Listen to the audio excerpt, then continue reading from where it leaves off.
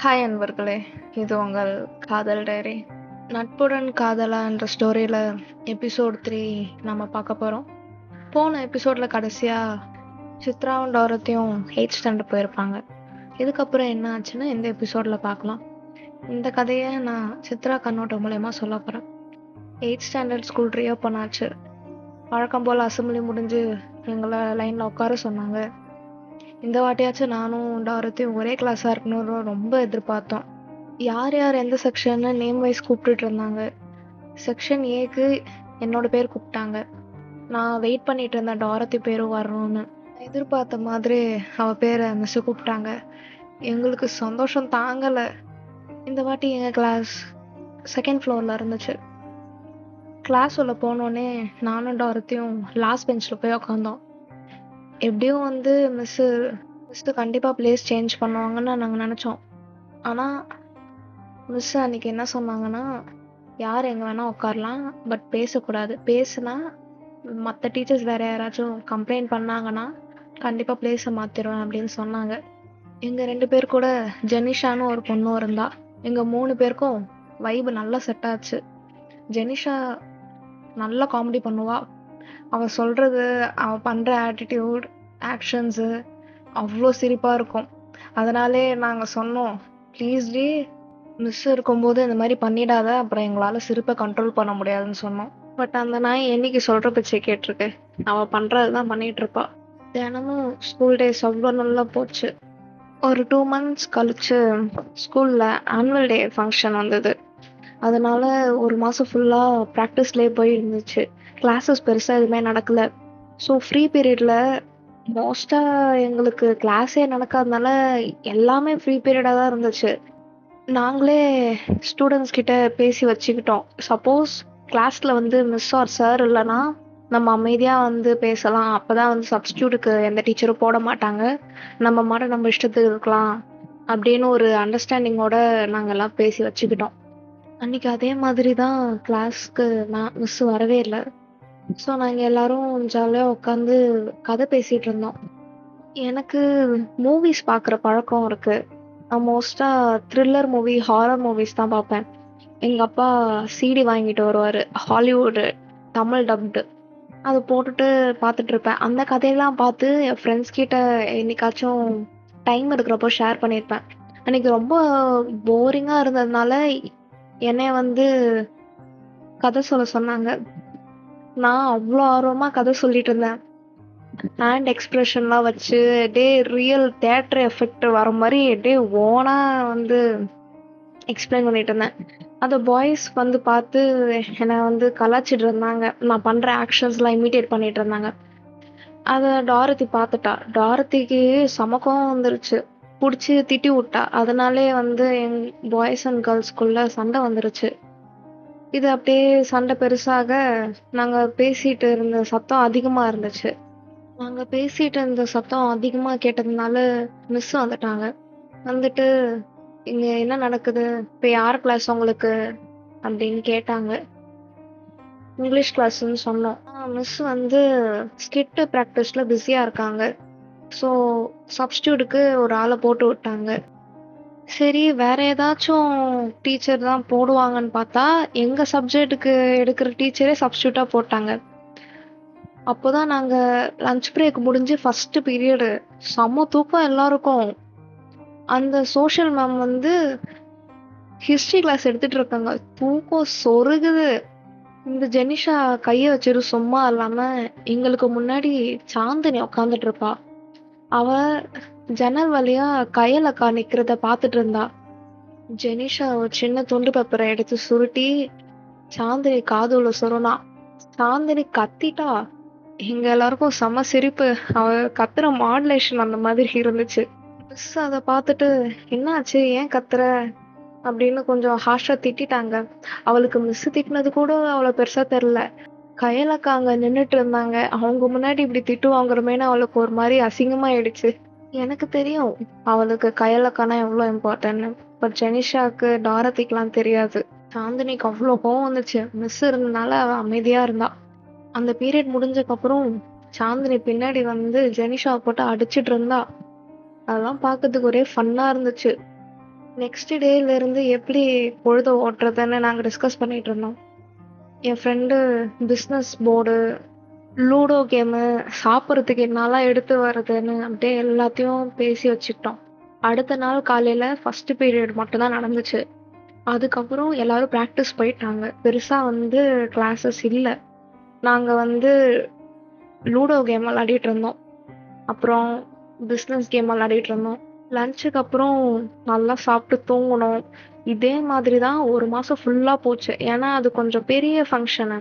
அதனால ப்ராக்டிஸ் போயிட்டு இருந்துச்சு. கொஞ்ச நாள் கழிச்சு ஆனுவல் டே வந்துச்சு. நல்லபடியாக நடந்து முடிஞ்சுது. தேர்ட் மிட்டம் எக்ஸாமுக்கு அப்புறம் எங்கள் எல்லாரையும் ஒன் டே பிக்னிக் மாதிரி எம்ஜிஎம் கூப்பிட்டு போகிறேன்னு சொன்னாங்க.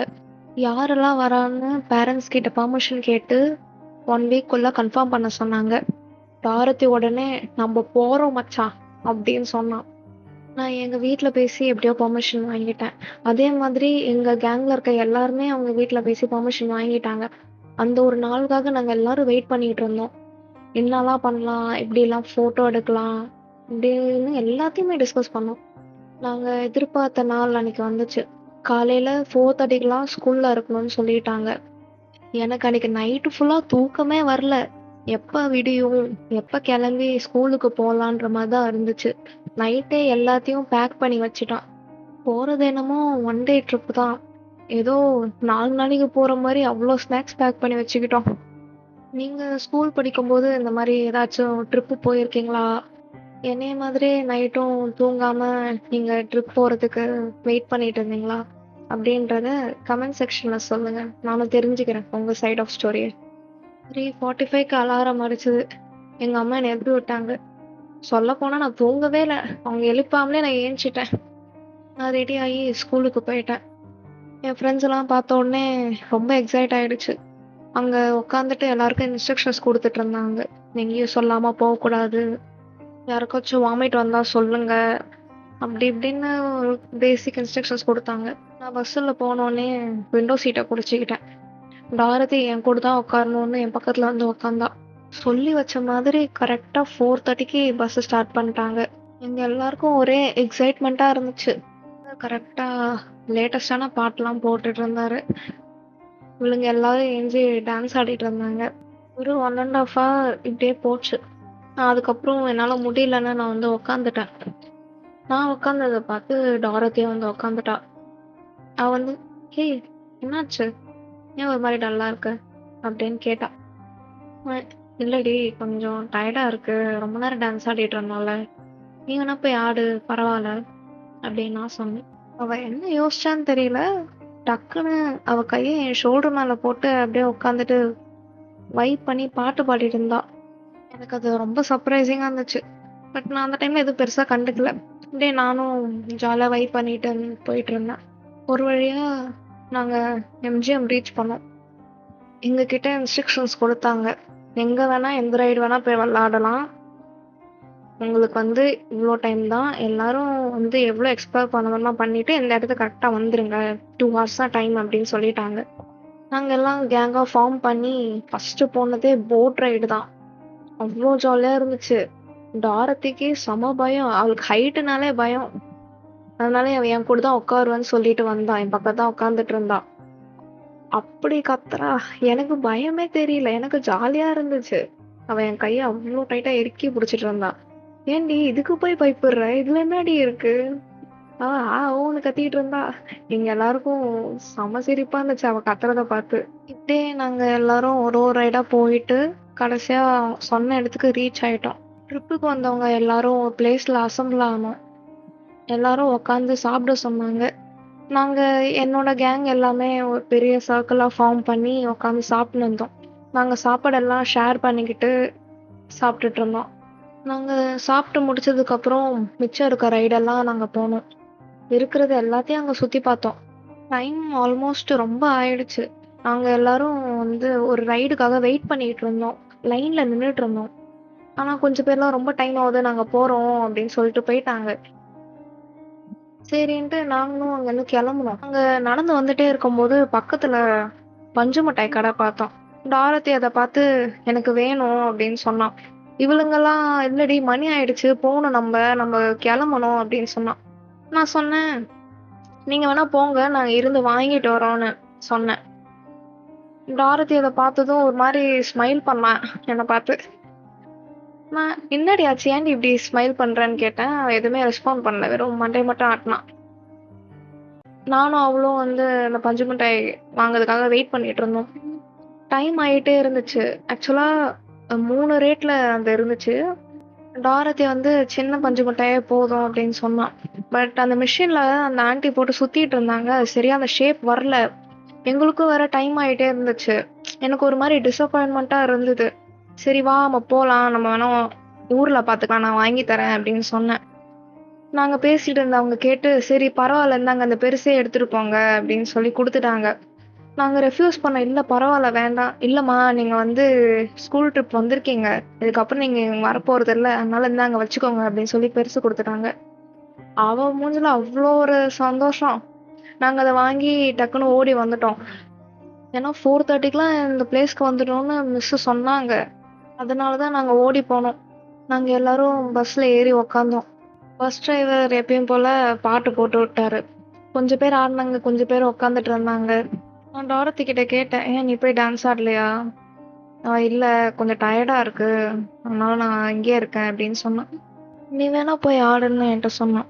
நானும் சொன்னேன், "இல்ல வேண்டாம் நான் இங்கேயே இருக்கேன்." டாரதி பஞ்சு மிட்டாய் சாப்பிட்டுட்டு இருந்தா. அவ எனக்கு வேணுமான்னு கேட்டா. "இல்ல வேண்டாம். நீ ஆசையா கேட்டல, நீயே சாப்பிடு" அப்படின்னு சொன்னேன். பட் நான் சொன்னத அவ கேட்கவே இல்ல. அவ அதுலேருந்து கொஞ்சம் பிச்சு எனக்கு ஊட்டி விட்டா. அவ அந்த மாரிலாம் பண்ணதே கிடையாது. எனக்கு 6த் ஸ்டாண்டர்ட்லேருந்து டாரதிய தெரியும். அன்னைக்கு என்னமோ ரொம்ப புதுசா பிஹேவ் பண்ணா. நான் பாட்டு கேட்டுட்டே ஜன்னல் வழியா வெளிய வேடிக்கை பார்த்துட்டு இருந்தேன். அவ என்ன உத்து பார்க்குற மாரி ஒரு ஃபீலிங் இருந்துச்சு. நான் லைட்டா தலைய திருப்பி பார்த்தேன். அவ என்னைய தான் பார்த்துட்டு இருந்தா. நான் கேட்டேன், "ஹேய்!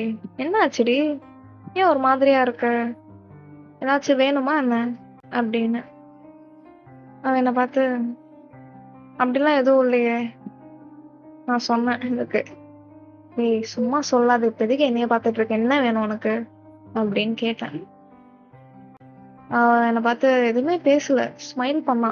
"இல்ல, நான் பஞ்சு மிட்டாய் கேட்டப்ப அவளுங்கலாம் டைம் ஆயிடுச்சு, திட்டுவாங்க மிஸ்ஸு" அப்படின்னு சொல்லிட்டு ஆல்மோஸ்ட் போயிட்டாங்க. ஆனா நீ மட்டும் எனக்காக அங்க வெயிட் பண்ணி வாங்கி குடுத்த. அதனால தான் அப்படி பார்க்குறேன். அப்படின்னு அவ சொன்னா. நான் சொன்னேன், "இதுல என்ன இருக்கு? நீ கேட்ட நான் வாங்கி குடுத்தேன்." அவ அதுக்கப்புறம் எதுவும் பேசல. அப்படியே என் தோள் மேல சாஞ்சு படுத்துக்கிட்டா. 8:30க்கு நாங்க ஸ்கூலுக்கு ரீச் ஆனோம். அப்புறமா நான் வீட்டுக்கு போயிட்டேன். நெக்ஸ்ட் 2 டேஸ் ஸ்கூல் கிடையாது. அதோட மண்டே தான். மண்டே நான் ஸ்கூலுக்கு போனேன்.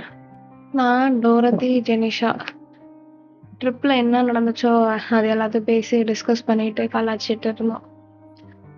நான் அப்போ ஒரு விஷயம் நோட்டீஸ் பண்ணேன். டாரதி என் பக்கத்துல அவ்ளோ க்ளோஸா உட்காந்துருந்தா. நான் தினமும் அவ கூட தான் உட்காருவேன். ஆனா அன்னைக்கு அவ என் பக்கத்துல ரொம்ப க்ளோஸா உட்காந்துருந்தா. அவகிட்ட நெறைய சேஞ்சஸ் தெரிஞ்சது. என் மேல கொஞ்சம் எக்ஸ்ட்ரா கேர் எடுக்க ஸ்டார்ட் பண்ணா. அவளோட ஆக்ஷன்ஸ்லயே அது எல்லாமே தெரிஞ்சது. அப்படியே சில மாசம் கழிச்சு ஆனுவல் எக்ஸாம் வந்துச்சு. ஆனுவல் எக்ஸாமும் நல்லபடியா முடிஞ்சது. இதுக்கப்புறம் என்ன ஆச்சுன்னு நம்ம அடுத்த வீடியோல பார்க்கலாம். இந்த வீடியோ பத்தி நீங்க என்ன நினைக்கிறீங்கன்னு கமெண்ட் செக்ஷன்ல சொல்லுங்க. உங்கள் அன்புடன் காதல் டைரி.